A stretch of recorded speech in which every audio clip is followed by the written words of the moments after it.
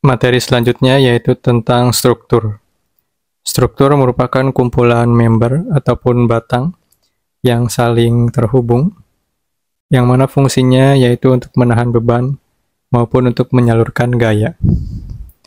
Struktur dapat dibagi ke dalam 3, yaitu pertama ada yang dinamakan dengan truss atau batang tarik tekan. Contohnya di sini adalah jembatan. Kemudian ada yang namanya frame atau bisa disebut juga dengan rangka.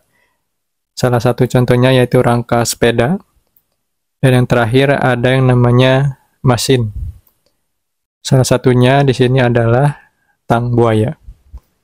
Nanti ke depan akan dijelaskan masing-masing dari truss, frame, dan mesin ini. Yang pertama akan dibahas mengenai truss atau batang tarik tekan. Truss terdiri dari batang-batang yang saling terhubung di ujungnya dan umumnya membentuk segitiga. Jika diilustrasikan kurang lebih seperti ini, ada beberapa batang yang mana ujungnya saling terhubung dan titik hubungannya itu dari setiap batang dinamakan dengan join. Masing-masing batang pada truss ini hanya menerima gaya aksial atau gaya yang bekerja pada sumbu batang tersebut. Juga dinamakan dengan two-force member. Jika diilustrasikan kurang lebih seperti ini, ada gaya yang bekerja pada sumbu batang tersebut. Gaya ini pada dasarnya dianggap bekerja pada join-nya. Jika arahnya keluar ya, menjauhi join, itu ya, maka itu dinamakan dengan tension atau tarik. Dan batang ini akan disebut dengan batang tarik. Satu lagi, apabila gayanya itu menuju join-nya ya, maka itu dinamakan dengan compression atau batang tekan. Makanya di sini truss juga kata lainnya disebut dengan batang tarik tekan. Baik tension ataupun tarik dan compression ataupun tekan itu sama-sama bekerja sebagai beban aksial yang mana hanya bekerja pada sumbu batang tersebut. Tidak ada gaya lainnya yang di luar dari sumbu batang. Kemudian fungsi utama dari truss adalah untuk menahan beban. Sebagaimana tadi contohnya jembatan ya. Susunan batang-batang di bagian kanan kirinya itu adalah untuk menahan beban dari kendaraan yang melewatinya. Kemudian juga sama halnya dengan tower dan juga dengan rangka atau kumpulan batang-batang yang akan menopang dari atap bangunan. Kemudian sejalan dengan mata kuliah ini yaitu mekanika statika, di mana fokus mempelajari pada gaya-gaya yang bekerja pada benda-benda statis, termasuk pada truss ini, maka akan dijelaskan juga cara mencari atau menentukan gaya pada batang di struktur truss. Gaya batang ini merupakan respons dari batang sendiri akibat dibebani oleh gaya aksial yang tadi, gaya yang bekerja searah sumbu atau pada sumbu batang. Gaya batang ini dapat dimanfaatkan untuk nantinya menentukan dimensi-dimensi komponen-komponen batang itu sendiri maupun komponen lainnya seperti pin pada joinnya. Sebagai contoh di sini ada ilustrasi truss atau struktur truss yang mana katakanlah ini adalah yang digunakan pada jembatan.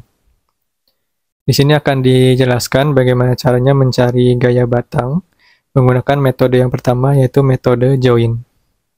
Maka langkah-langkah yang pertama dilakukan adalah dengan membuat diagram benda bebasnya.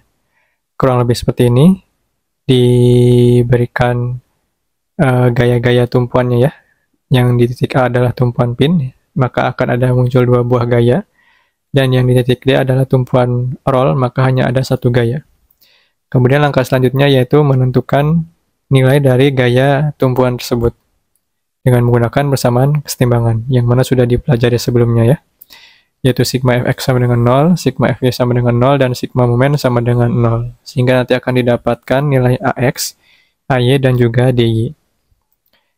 Kemudian langkah selanjutnya yaitu meninjau masing-masing join dan juga menggunakan persamaan kesetimbangan untuk mencari gaya-gaya pada batang yang berhubungan dengan join tersebut. Jadi misalnya dimulai dari join D, maka potong atau besarkan ya bagian join D, kemudian masukkan yang berhubungan dengan join D. Pertama ada DY, kemudian join D ini menghubungkan batang DE dan juga CD, maka akan ada yang namanya gaya batang DE dan juga ada yang namanya gaya batang CD. Nah, setelah digambarkan, maka bisa diaplikasikan persamaan kesetimbangan yaitu sigma fx dan sigma fy sehingga dapat diketahui nilai dari gaya batang DE dan juga gaya batang CD. Kemudian setelah diketahui, nanti beranjak ke join yang terdekat. Di sini melanjutkan ke join C, digambarkan lagi gaya-gaya atau batang yang berhubungan dengan join C. Di sini ada gaya batang CE, CD, dan BC. Kemudian aplikasikan lagi persamaan kesetimbangan sigma fx maupun sigma fy hingga ditemukan gaya batang yang belum diketahuinya. Kemudian lanjut lagi ke join yang lain sampai seluruh batang bisa diketahui gaya batangnya. Kemudian di sini ada yang perlu diketahui juga bahwa jika gayanya itu tanda panahnya menuju join, contohnya ini ya, DE, maka batang DE sendiri itu merupakan batang yang menerima gaya tekan atau compression. Sebaliknya, jika gaya pada batang itu yang digambar pada joinnya itu menjauhi join, seperti mana contohnya adalah CD ini, maka batang CD itu akan menerima gaya tarik atau tension. Untuk lebih jelasnya, nanti akan ada video terkait contoh soal dalam mencari tahu gaya pada batang menggunakan metode join. Silakan cari videonya yang memiliki judul yang kurang lebih sama.